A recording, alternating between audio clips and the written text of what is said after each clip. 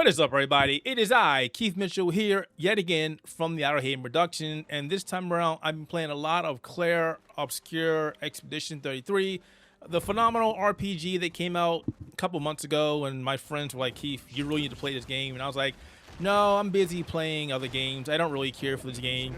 Until I started playing it a couple weeks ago, and well, I've been hooked. And I've been going through these bosses, the optional bosses and the required bosses, and I'm just going like, wow, these are some really amazing boss fights. Why did I not play this game sooner? So I found myself not only recording the boss fights, but also making some guides and telling people how to fight the bosses and help these people, because these bosses are kind of hard. And I've seen a lot of people go, hey, this is how you beat the boss when they're like level 99. That doesn't really help the average person who's trying to play this game. So I figured, let me do my blend of guide helping and let's see if it helps people. So for this particular boss, this is the Chromatic Moissonneuse. I probably said that wrong, but it also means harvester in French. This boss is an optional boss and it will kick your butt if you are not prepared. Now, what I found out while fighting this boss over 20 different times is if you're able to parry and or dodge successfully, it makes the boss fight a lot easier. And also, if you have abilities that can introduce stun, because this boss has 3 different attacks. It has a short combo, which is 3 hits. It has a long combo, which is 6 hits, and it has the ability to get stronger.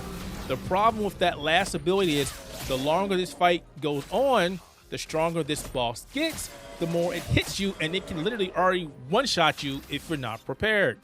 So being able to stun this boss is very helpful, because that way you stop them from getting a turn, maybe 1 or 2 turns, sometimes 3 if you're lucky. And it also makes that ability for her to get stronger less annoying. So definitely come in with abilities that can introduce stun. You'll thank me later. Also, she is very weak to fire on top of physical. So again, once you stun her, you can go to town, and like you're doing like 9,999 every time you hit her with physical attacks, as long as you're strong enough, or doing consistent fire damage, which also does a massive hurting on this boss. So 3 things to keep in mind. Take time, figure out what abilities you have before you go into this fight that can stun her. If you don't have it, don't fight this boss. Come back later until you do, or you're going to be very frustrated. Make sure you have the right Pictos, which are extra abilities that you come into a fight, because this will also be helpful. There are a lot out there that will introduce extra break damage either on attack or counter attack, or when a boss or anything is burning. So make sure you have those, level those up so that everybody else can also use those at the same time. It makes the fight very trivial if you have that. And also make sure you come in with a decent team composition. I like to use Verso, Mali, and Lune. Having Lune do fire damage and also keeping us up with healing abilities. Verso just does damage, especially when the boss is stunned. And Mael does some amazing damage, especially if you have some of the harder hitting abilities, especially those that introduce stun. She is a beast, and I wasn't really using her before, but once I started noticing that she had better abilities when her stances were in play, oh my god, she is amazing. Especially if you can get her sword ballet. It just does tons of physical and fire damage. Also, one thing that really helped me doing this fight is going to the settings and lowering the in-game music, especially during combat, because these bosses, most of the bosses at least, have a telltale sign. This boss in particular makes a swing sound. So every time you hear that, you know either to parry or dodge. Dodge is a lot safer if you're not sure on your parrying abilities, but you lose out on gaining AP. But if you can parry every time, this fight becomes even easier. Lower your music and increase the sound effects. You'll thank me later as well. And that's pretty much it. Everything that I've done to beat this boss. After I've done this, the boss again wasn't as hard as it was before. I hope this helps you. And here is the fight in all its glory without me talking over it. But before I go, I hope this video helps you out. And if it did, do us a big favor. Maybe leave a comment below and consider subscribing to the Outerhaven. Thanks for watching and enjoy the fight.